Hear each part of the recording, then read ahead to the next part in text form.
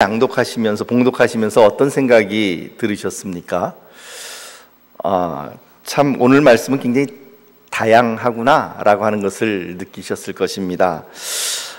예를 들면 처음 시작할 때는 소나 양이 길 잃은 것을 보면은 못 본 채 하지 말아라. 그 다음에는 4절에 혹은 길을 잃은 것이 아니라 낙이나 소가 길에 넘어진 것을 보면 못 본 채 하지 말고 형제를 도와서 그것들을 일으켜라. 그런가 하면 또 이어서 5절 말씀은 전혀 또 상관없이 여자는 남자의 의복을 입지 말고 여자는 남자의 의복을 입어서는 안 된다. 그 말을 하시다가 6절에서는 길을 가다가 새가 알을 품고 있는 것을 보면 두 개를 다 취하지 말고 어미만 취해라 라고 하는 그런 말씀을 하시고, 그런가 하면 또 벼랑간 또 8절 말씀에서는 새 집을 지을 때에 지붕에 난간을 만들어 사람이 떨어지지 않게 하라. 그리고는 9절 말씀에는 포도원에 두 종자를 섞어 뿌리지 말고, 10절 소와 나귀를 결의하여 갈지 말고, 11절 양털과 배실로 섞어 짠 것을 입지 말지니라. 그러니까 지금 함께 잠깐 훑어보신 것처럼 굉장히 다양한 주제들, 다양한 그 말씀들이 오늘 우리가 읽은 1절부터 11절 사이만 하더라도 굉장히 이런 다양한 말씀들이 이렇게 나옵니다. 그래서 서로 그것들이 연결돼 있지 않은 것 같은 그런 주제들이 이렇게 서로 등장을 하게 되는 것이죠. 신명기 22장에서부터 25장까지는 바로 이런 일상생활 및 행동에 관한 율법을 아주 자세하게 이와 같이 우리들에게 해석을 해주고 있는 것이죠. 그래서 우리가 살펴보았던 것처럼 그것은 때로는 잃어버린 재산, 혹은 잃어버린 가축, 혹은 우리가 읽진 않았지만 결혼 생활의 문제나 성범죄, 그리고 또한 부적절한 의복, 새 둥지를 얻는 일, 이런 다양한 주제들을 가지고서 이야기를 하고 있는 것입니다. 이처럼 주제가 다양하지만 그러나 그것을 하나로 묶어주는 주제가 하나 있습니다. 그것은 곧 이 하나님의 언약 공동체, 하나님의 백성들이 모여 사는 하나님의 백성들의 언약 공동체는 선함으로 그것이 기본이 되어야 할 것이고, 그리고 또한 하나님을 믿는 사람은 어느 누구도 이기적이거나 부주의하게 그렇게 살아서는 안 된다라고 하는 것을 우리들에게 가르쳐주고 있습니다. 본문 말씀을 한마디로 이렇게 이야기를 보면은요, 한마디로 상식이 통하는 어떤 그런 사회다라고 하는 말을 할 수가 있을 것 같습니다. 일전에 어느 교회에 이렇게 봤더니 그 교회의 표가 뭐냐면 상식이 통하는 교회라고 하는 그런 표가 있는 그런 교회를 본 적도 있습니다만은, 이처럼 상식이 통하는 사회, 상식이 통하는 국가, 그리고 상식이 통하는 이런 공동체야말로 하나님께서 또한 우리들에게 허락하시는 은혜의 공동체다라고 하는 것을 볼 수가 있습니다. 물론 여러 가지 다양한 주제들이 나타나 있지만, 그러나 그 다양한 주제를 한마디로 이야기하면 너가 생각할 때에 상식적으로 생각해서 합당하고 타당하고, 그리고 다른 사람들과 함께 걸어갈 수 있는 그 좋은 방법을 찾으면 결국 그것이 하나님께서 원하시는 길이라고 하는 사실을 우리들에게 보여주고 있는 것입니다.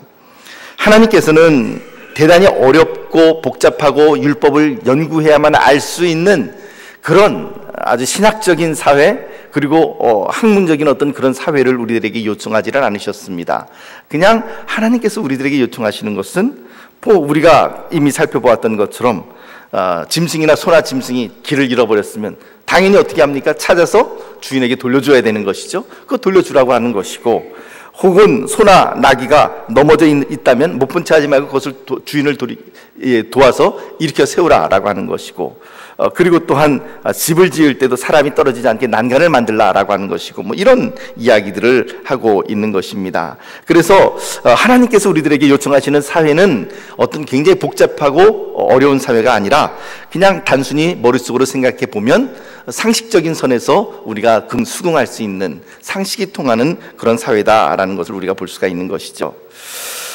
첫 번째로 하나님께서는 다루고 있는 내용이 이스라엘 백성들이 이웃의 소나 양을 통해서 이웃의 형편을 챙겨주고 배려해주라 라고 하는 것입니다. 신명기 오늘 본문 말씀 1절에서 2절 말씀 우리 같이 읽어보도록 합니다. 1절에서 2절 말씀 시작.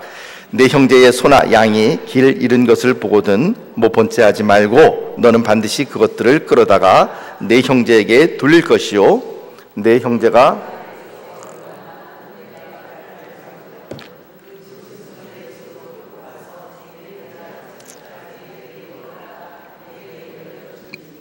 아멘. 자, 여러분들께서 한번 그냥 상식적으로 생각을 해보십시오. 길을 가다가 주인은 분명히 있는 것 같은데 길을 잃어버린 소나 양이 지금 그 길거리에서 이렇게 배회를 하고 있습니다. 어떻게 하면 좋을까요? 너는 내게 아니니까 그렇게 하고 그냥 못 본 척하고 지나가시는 것이 옳은 것일까요? 물론 때로는 주인이 이 근방에 있을 것이다 라고 생각을 한다면 그냥 그대로 놔둬야 되는 것도 옳은 일이라고 생각을 하지만, 그러나 오늘 성경 말씀은 뭐라고 이야기를 하냐면 그것을 그냥 못 본 채 하지 말아라 라고 이야기를 합니다. 주인이 누구인지 알지 못한다면 어떻게 하라고요? 어떻게 해야 될까요? 일단 주인이 누구인지 모르니까 내가 어떻게 찾아줘? 그냥 내버려두는 것이 아니라 일단은 그 소나 양인 그 잃어버린 그 가축을 내가 데려다가 데리고 들어와서 일단 먹이고 쉬게 하고, 그리고 그 주인이 나타날 때까지 그것을 간직하고 있다가 주인이 나타나면 돌려주라 라고 하는 그런 모습을 볼 수가 있습니다. 여기서 중요한 단어는 바로 무엇이냐면은 그 1절에도 나타나지만 2절 가운데 많이 나타나는데, 2절 한번 보면 첫 단어가 뭐로 시작됩니까? 2절의 첫 단어는 형제가 내게서 멀나 또는 내가 그를 알지 못하거든. 물론 여기 형제라고 하는 것이 친형제를 의미하는 것은 아닐 것입니다. 그런데 같은 공동체에 있는 이스라엘 사람들을 일컬어서 뭐라고 이야기를 하냐면 내 형제가 이렇게 이야기를 하고 있는 것이죠. 바로 이 단어에 해결책이 들어 있습니다.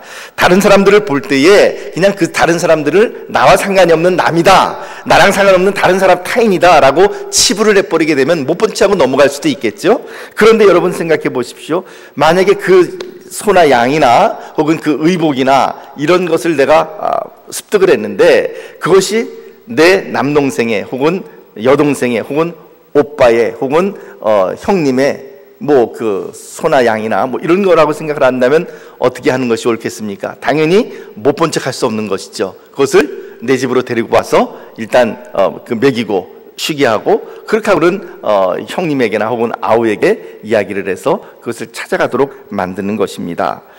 거기에서 만약에 그 양이나 소를 취해서 집에 들어오지 않으면은 길을 잃어버린 상태에서 먹지 못함으로 쇠진해서 죽을 수도 있을 것이고, 혹은 사나운 맹수에게 사로잡혀 밥이 돼버릴 수도 있는 그런 어려움이 있기 때문에 그것을 방지하기 위해서는 수고스럽지만 자기 자신이 잃어버린 가축을 갈무리해야 되는 것입니다.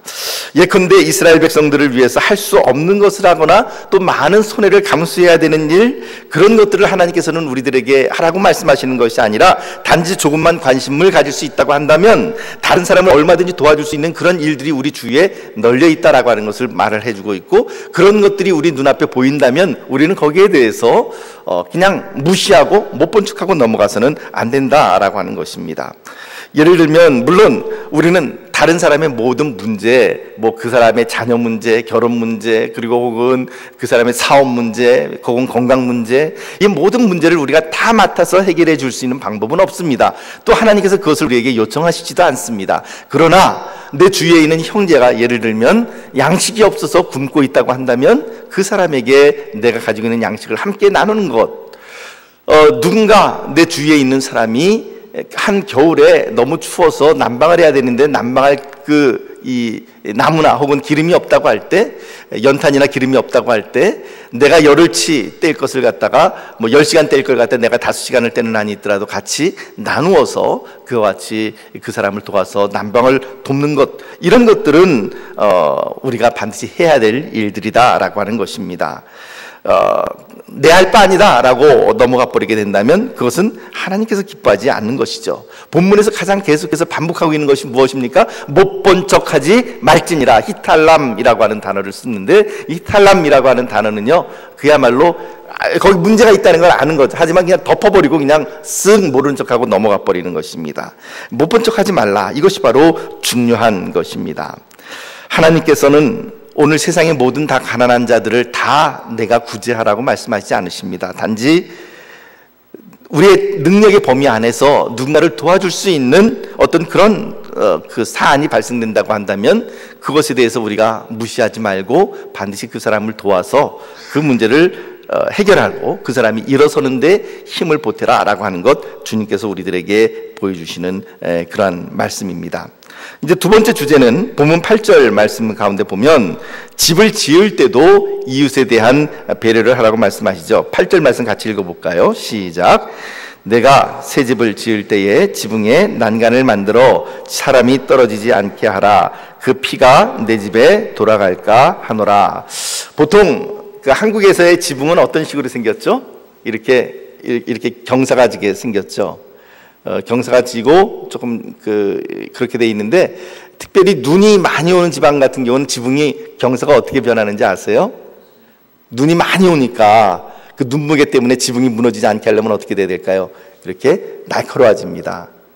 이 각이 굉장히 날카로워지죠. 그래서 그 추운 북쪽 지방이나 이런 나라에 눈이 많이 오는 나라의 지붕들은 거의 예외가 없이 이렇게 지붕이 날카롭게 이렇게 서 있습니다. 그런가 하면 눈이 거의 오지 않는 그런 지방으로 내려가면 내려갈수록 이 지붕의 넓이가 이렇게 펴지면서 특별히 이스라엘 같이 눈이 거의 오지 않는 그런 나라는 지붕이 평평해지죠. 혹시 여러분들이 신구약 성경 가운데에서 옥상과 관련된, 지붕과 관련된 어떤 그런 사건이 혹시 여러분들 머릿속에 떠오르는 그런 사건이 있으신가요? 예, 어떤 사건이죠? 근데 누가 말씀해 주셨는데? 제 귀가 시원찮습니다. 보면은 신약에서는 어떤 사건이 나타납니까? 예, 그렇습니다. 우리 원로 장로님께 역시 말씀을 잘해 주셨는데요. 중풍병자를 친구들이 지붕을 뜯고 이렇게 내리지 않습니까? 우리 입장에서 보면 도대체 지붕을 어떻게 뚫고 내릴까, 이제 이런 생각이 들겠는데, 그 이스라엘의 지붕이라고 하는 것은 일단 그것을 보면 사람이 올라갈 수 있도록 만들어 놓은 어떤 그런 그 구조물이라고 하는 사실을 알 수가 있죠. 또 구약에서는 옥상과 관련된 어떤 사건이 있을까요? 네, 그렇습니다. 구약에서는 기생 라합의 집에 이 여리고성을 정탐하러 온 정탐꾼 두 사람을 그 여리고 왕이 찾으려고 사람들을 보내지만, 그러나 라합이 옥상 위에, 지붕 위에 그 삼대 널어놓은 곳에 그들을 숨겨놓고 그들을 구원해주는 그런 장면이 나타납니다. 근데 이런 것들을 보니까 이스라엘의 옥상이라고 하는 것은 우리가 생각하는 이런 옥상은 아니겠구나라는 생각이 드실 겁니다. 이렇게 주로 평평한 그런 옥상인데, 그런데 그 지붕에 올라가서 실수로 다른 사람이 떨어져 다칠 수가 있기 때문에 거기에 무엇을 만들어 놓으라고요? 난간을 만들어 놓으라는 것입니다. 그런데 여러분 가만히 생각해 보십시오. 도대체 남의 집 지붕 위에 올라갈 일이 있는 사람이 누굴까요? 물론 때로는 우리 집에 문이 잠겨서 이웃집 옥상을 통해서 우리 집으로 넘어 들어가야 된다, 그럴 때도 있지요. 그렇지만 대부분의 경우 그런 경우가 아니라면 남의 집 옥상 위에 올라갈 사람이 누구겠습니까? 도둑이죠, 도둑. 근데 지금 이 말씀도 가만히 보면 내가 새 집을 지을 때에 지붕에 난간을 만들어 사람이 떨어지지 않게 하라. 그 피가 내 집에 돌아갈까 하노라 라고 이야기를 하고 있습니다. 그래서 오늘 본문 말씀에서는 사실은 심지어는 도둑이라 할지라도 그 지붕에서 떨어져 다치지 않도록 난간을 만들어 두어라 라고 그렇게 규정해 놓고 있는 것을 볼 수가 있습니다. 도둑에 대한 인권이라고 그럴까요? 이런 것도 지금 배려하고 있는 모습인데요. 우리나라는 주로 다른 사람에 대한 배려가 참 많이 부족한 것이 우리나라 사람들입니다. 내가 다치는 것이 아니기 때문에 무관심하게 방치를 해버리게 된다면 결국은 그 나의 무관심에 누가 다치게 되냐면 내 자녀가 다칠 수도 있고 내가 다칠 수도 있다라고 하는 것입니다.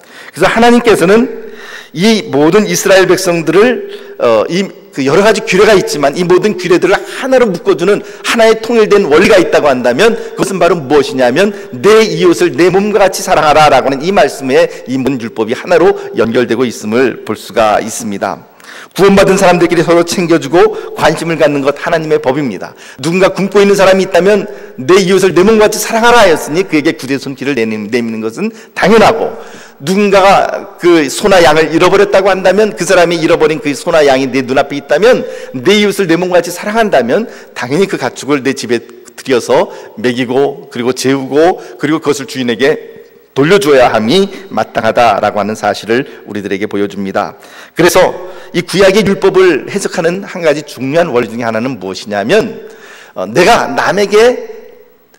나에게 어떻게 대해주기를 바라느냐에 따라 그거를 내가 다른 사람에게 해주라는 것이죠. 예수님께서도 이렇게 말씀하셨습니다. 마태복음 7장 12절 말씀 우리 같이 읽어볼까요? 시작.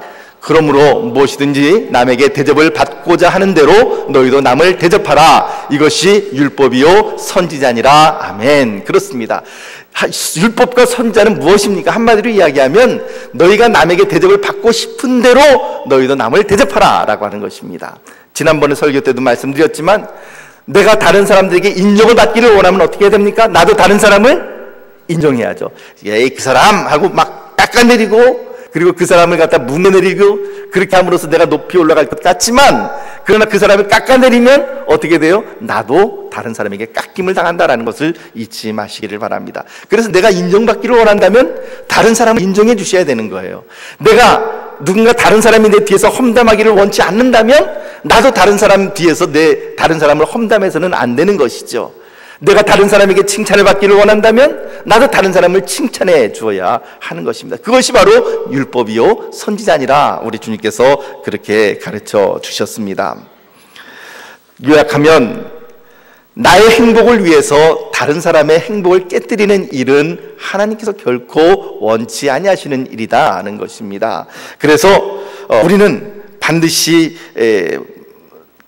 다른 사람과 함께 다른 사람도 함께 행복하고 나도 함께 행복하고 서로 당신도 살고 나도 살고 우리는 이걸 윈윈이라 그러죠. 윈윈 한다 그러죠. 당신도 이기고 나도 이기고 당신도 행복하고 나도 행복하고 이런 삶을 추구해야 되는 것이지 당신은 죽이고 당신은 짓밟고 내가 올라가고 이것은 하나님께서 원하시는 성경의 원리가 결코 아니고 또 그렇게 한다 한들 결코 행복해질 수 없다는 것입니다. 일시적으로 다른 사람을 짓밟음으로 해서 내가 올라갈 수 있겠으나 그러나 그 사람은 어떻게 된다고요? 아까 우리가 읽었던 것처럼 그 사람에게 행한 그대로 나도 역시 당하게 될 것입니다. 누군가 다른 사람이 또 나를 밟게 될 것입니다. 그것은 하나님께서 결코 기뻐하시는 일이 아닙니다. 자, 그런데 이런 이웃에 대한 규례들이 이제는 또 재밌는 것이 동식물에게까지 영향을 끼친다라는 것, 확장된다는 것을 볼 수가 있습니다. 신명기 22장 오늘 본문 6절에서 7절 말씀을 같이 읽어볼까요? 6절에서 7절 시작. 길을 가다가 나무에나 땅에 있는 새의 보금자리에 새 새끼나 알이 있고 어미새가 그의 새끼나 알을 품은 것을 보거든 그 어미새와 새끼를 아울러 취하지 말고 어미는 반드시 놓아줄 것이요 새끼는 취하여도 되나니 그리하면 내가 복을 누리고 장수하리라. 하나님 뭐 이런 것까지 복을 주시고 장수하리라라는 그런 약속을 주십니까? 라는 생각이 들 정도예요. 어미새가 둥지에서 알을 품고 있거나 혹은 새끼를 품고 있을 때는 어떻게 하라고 얘기를 했습니까? 둘 다를 다 가져가라 그럽니까? 자, 여러분들 같으면 어떻게 하시겠습니까? 이런 말씀이 없다고 한다면 길을 가다가 지금 내 눈에 이렇게 새가 바로 이 숲을 사이에 둥지를 짓고 거기서 지금 알을 품고 있습니다. 근데 가니까 이 새가 이 알을 품고 있기 때문에 알을 포기하지 못하고 도망가지 않고 나를 빤히 쳐다봅니다. 어떻게 합니까? 마음씨가 착하신 여러분들은 아이고 그래 너가 너 자식 때문에 도망가지 않고 있구나. 아마 여러분들 다 그러시리라고 생각합니다. 저도 아마 그럴 것 같아요. 그런데 좀 욕심이 있는 사람들은 어떤 마음을 품을까요? 아따 이게 웬 떡이냐? 이게 이 새도 잡을 수 있고 어미새도 잡을 수 있고 이 알도 얻을 수 있고 그래서 새도 잡고 알도 잡고 도랑치고 가지 잡고 마당 쓸고 돈도 줍고 이게 웬일이냐 이런 생각을 할 수 있지 않겠습니까? 그런데 하나님께서는 그렇게 두 가지를 다 취하도록 원치 않으셨다는 것이죠. 왜 이런 말씀을 하셨을까요? 어미새가 불쌍해서 그랬을까요? 아니면 알이 불쌍해서 그랬을까요? 왜 하나님께서는 이런 명령까지 하시는 것일까요? 참 흥미롭지 않습니까? 이런 명령까지 하나님께서 규정하고 계시다라고 하는 것. 여러분들 생각에는 어떠세요? 왜 하나님께서 이런 명령을 하셨을까요? 우선 작은 것부터 하나씩 따져 넘어가 보죠. 자, 하나님께서는 어미새가 알을 품고 있거나 혹은 새끼를 품고 있으면 무엇은 취해야 되지만 무엇은 취하면 안 된다고요?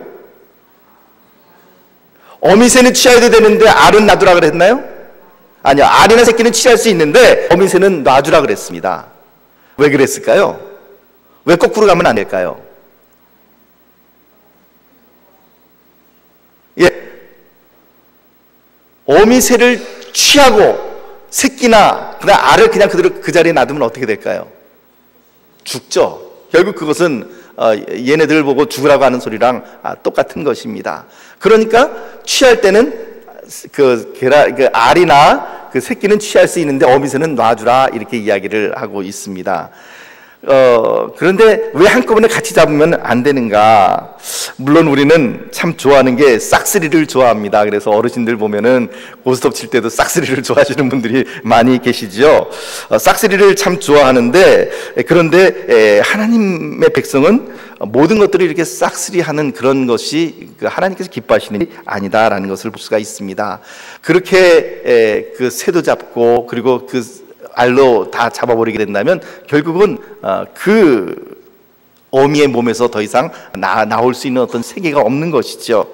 그렇게 해서 하나님께서는 이스라엘 백성들이 복을 누리고 장수할 수 있는 길이 무엇이냐면 다 취할 수 있을 때 다 취하는 것이 아니라 일부분은 취하더라도 일부분은 이렇게 놔주는 어떤 그런 방식을 하나님께서는 원하고 계십니다. 예를 들어서 바다에서 고기를 잡습니다. 낚시에 이렇게 생선을 이렇게 생선을 낚시를 하는데 어떤 분은 낚시를 이렇게 잡힌 것이 조그만 것이면 어떻게 되죠? 그냥 이렇게 놔줘 버립니다. 너는 더 잘하고 난 다음에 나중에 잡혀라 이렇게 하고 놔줍니다. 그게 굉장히 성경적인 그런 관점이라고 봅니다.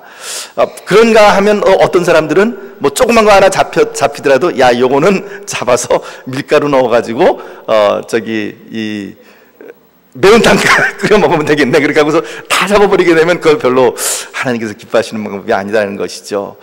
이처럼 어떤 일정한 크기의 생선 이상은 잡더라도 어떤 것들은 이렇게 놔주는 것이라든지, 혹은 예전에 보면은 저인망 어선이라고 있지 않았습니까? 이 저인망이 저는 뭐 잘은 모르겠지만 그물이 굉장히 촘촘하게 짜여서 아주 어린 새끼까지 다 이렇게 싹쓸이 해버리는 거죠. 이렇게 밑바닥을 다 훑어가지고.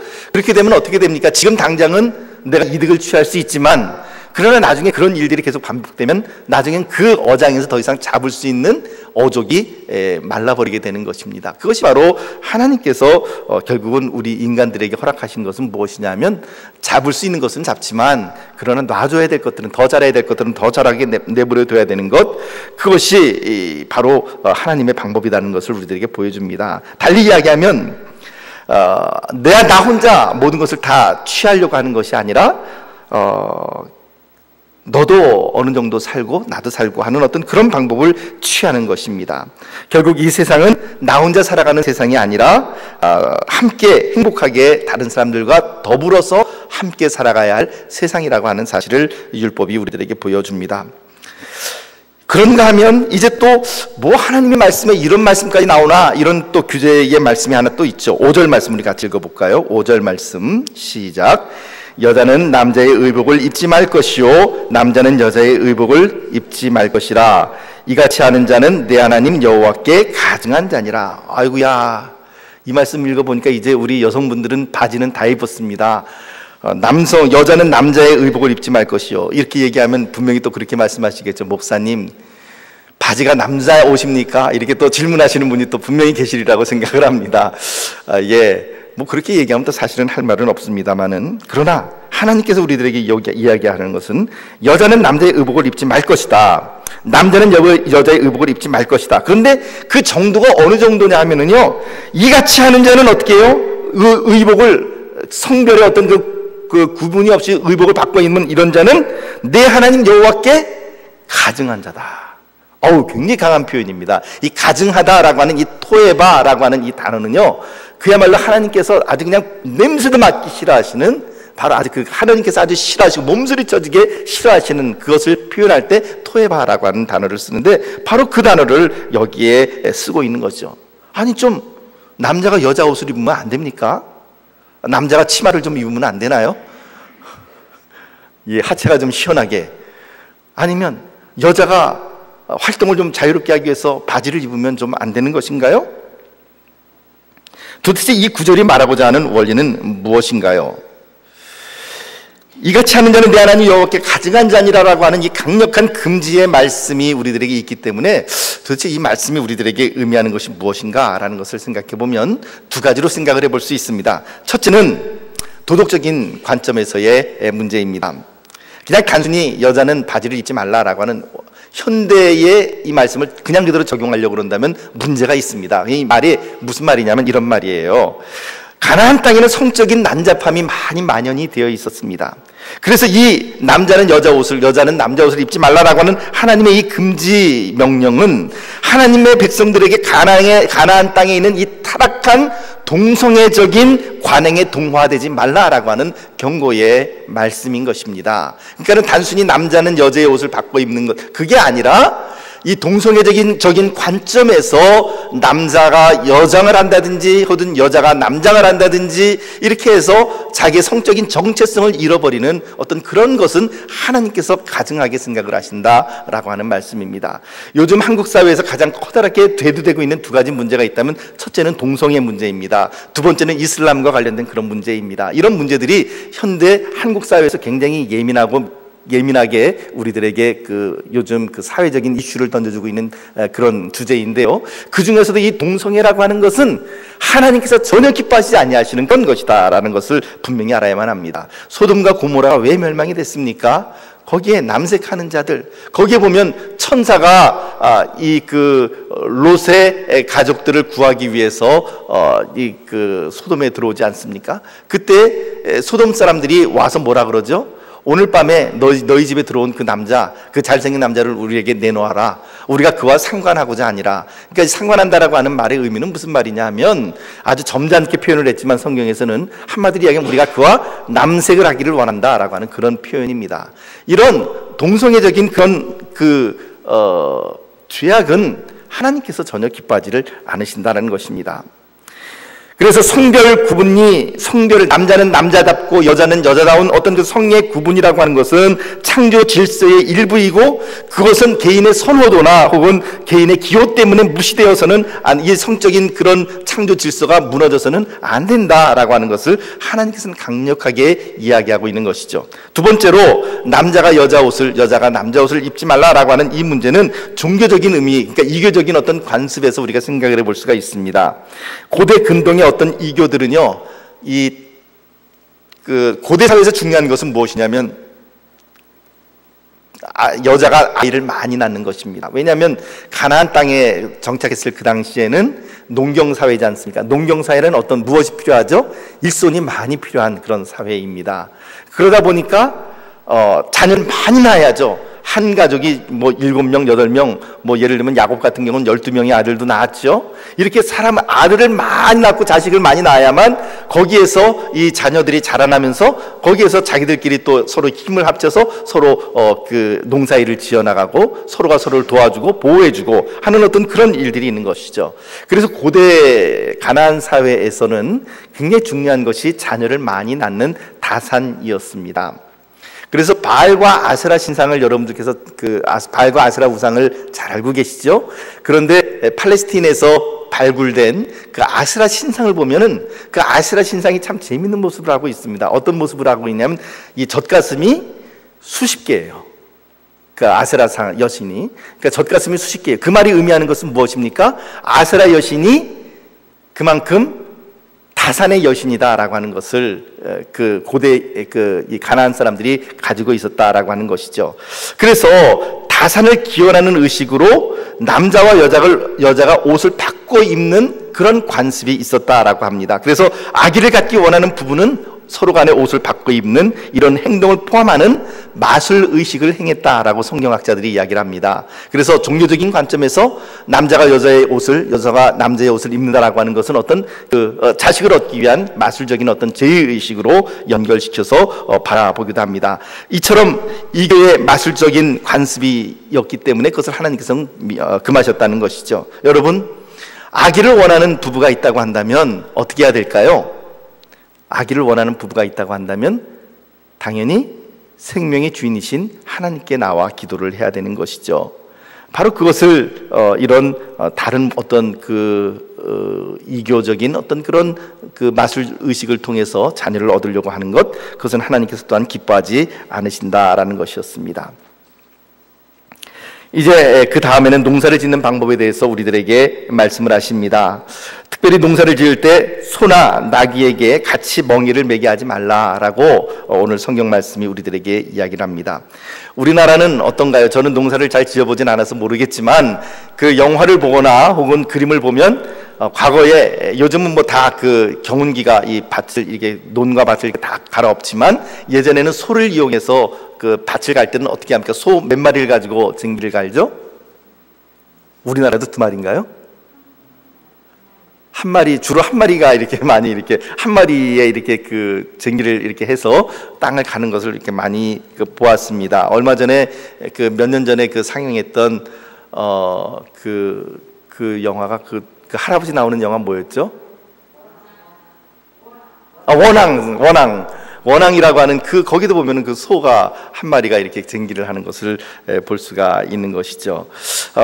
그런데 이스라엘에서는 쟁기를 맬 때에 멍에를 맬 때에 한 마리에게 멍에를 매는 것이 아니라 두 마리가 같이 쌍을 이루어서 그렇게 갈게 돼 있습니다. 그래서 몇 주 전인가요? 아니면 얼마 전에 최재용 목사님께서도 말씀 한번 이렇게 전해 주실 때에 이 말씀을 언급한 적이 있습니다만은 이스라엘에서는 그 두 마리가 짝을 이루어서 땅을 갈기 때문에 서로 성질이 다른 그런 그 짐승으로 짝을 맞추게 되면은 아주 여러 가지 곤란한 일들이 일어난다는 것이죠. 예를 들어서 소와 소끼리 이렇게 같이 나가게 돼야 되는데 소하고 나귀하고 같이 이렇게 한다든지 혹은 서로 다른 어떤 그런 성격이 있다고 한다면 하나는 성질이 급하고 하나는 성질이 느리고 만약에 이런 서로 다른 성질이 있다고 한다면 좀 그 땅을 가는데 어려움이 있다라고 그렇게 이야기를 하는 것입니다. 그래서 느린 것은 느린 것끼리 그리고 빠른 것은 빠른 것끼리 멍이를 메우고 그렇게 서로 성질이 맞는 것끼리 같이 짝을 이루어서 일을 시켜야 된다. 그래서 나귀더러 소가 되라고 그렇게 말을 하거나 혹은 소를 보고 나귀처럼 그렇게 일을 하라고 한다고 하는 것은 그것은 가당치 못한 일이다라는 것을 이야기를 하고 있는 것이죠. 여기에서 굉장히 유명한 예수님의 비유가 나타납니다. 마태복음 11장 28절에서 30절 말씀을 같이 한번 볼까요? 시작. 수고하고 무거운 짐진 자들아 다 내게로 오라. 내가 너희를 쉬게 하리라. 나는 마음이 온유하고 겸손하니 나의 멍에를 메고 내게 배우라. 그리하면 너희 마음이 쉼을 얻으리니 이는 내 멍에는 쉽고 내 짐은 가벼움이라 하시니라. 아멘. 자, 여기도 보니까 뭐라고 이야기를 하냐면 나의 멍에를 메고 나에게 배우라 라고 말씀을 하고 계십니다. 우리 주님께서. 그러니까 주님께서는 내 멍에를 나 혼자 매는 것이 아니라 그것을 예수님의 멍에에, 그러니까 예수님께로 가지고 와서 예수님의 멍에에 같이 그것을 끌기를 원하신다라고 하는 것입니다. 그런데 예수님께서는 중요한 것은 그 짐을 예수님께서 지시고 예수님께서 주로 그 어려운 일들을 해결하고 밀고 나가고 계시고 나는 예수님과 같이 보조를 맞추어서 그냥 나가기만 하면 된다라고 하는 것을 우리들에게 보여주는 것입니다.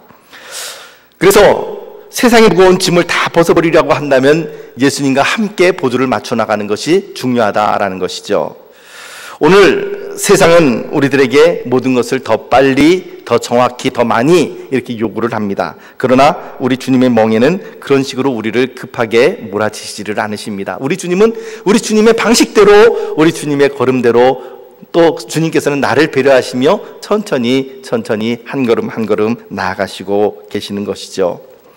오늘 우리가 22장 말씀에 드러나 있는 여러 가지 말씀들을 살펴보았습니다. 물론 뒤에 13절 이후에 보면 순결에 관한 법이라든지 약혼한 처녀에 대한 어떤 그런 규례라든지 이런 것들이 등장을 하고 있습니다만 이스라엘 사회는 한마디로 이야기하면 하나님께서는 이 모든 여러 가지 규례들이 있는데 그 모든 규례들을 하나로 묶는 것은 무엇이냐면 바로 이것입니다.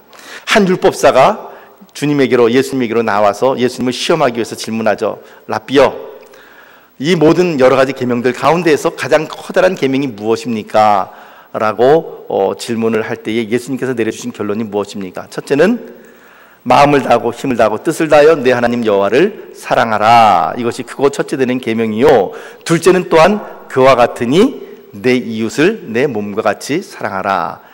주님께서는 그것을 가르쳐 주셨습니다. 여러 가지 율법이 많이 있지만 그 모든 율법을 관통하는 하나의 원리는 바로 그것입니다. 하나님을 사랑하고 내 이웃을 내 몸과 같이 사랑한다고 한다면 하나님께서 요청하시고 하나님께서 원하시는 이 모든 것들을 우리는 자연스럽게 이루어 나갈 수 있을 것입니다. 이스라엘 사회는 뭐 우리가 이야기하지 필요 없고요. 오늘 21세기 우리 평택제일교회 우리가 함께 모여 사는 이 사회, 이 교회 안에서의 생활, 그리고 또한 교회 바깥에서의 우리의 삶의 생활, 이 모든 사회의 삶의 삶 가운데서 하나님께서 우리에게 요청하시는 것은 무엇이겠습니까? 한마디로 이야기하면 상식이 통하는 그런 사회, 상식이 통하는 어떤 그런 대화, 상식이 통하는 어떤 그런, 생각해보면 하나님께서 무엇을 나에게 요청하고 계시는지, 하나님께서 무엇을 나에게 원하시는지 우리는 상식적인 손에서 이미 다 가려낼 수가 있는 것이죠. 한마디로 우리가 보면 다른 사람과 함께 살아가는 것입니다. 다른 사람과 함께 행복해지는 것입니다. 우리 주님께서는 바로 그것을 원하시는 것이죠. 사랑하는 성도 여러분, 이제 오늘이 6월 1일입니다. 6월 1일, 그리고 이제 6월달이 이제 시작이 되는데, 말씀드린 것처럼 이 6월달은 우리 교회가 창립 60주년을 맞이하는 그런 달입니다. 6월 22일이 저희 교회 창립 기념일이죠.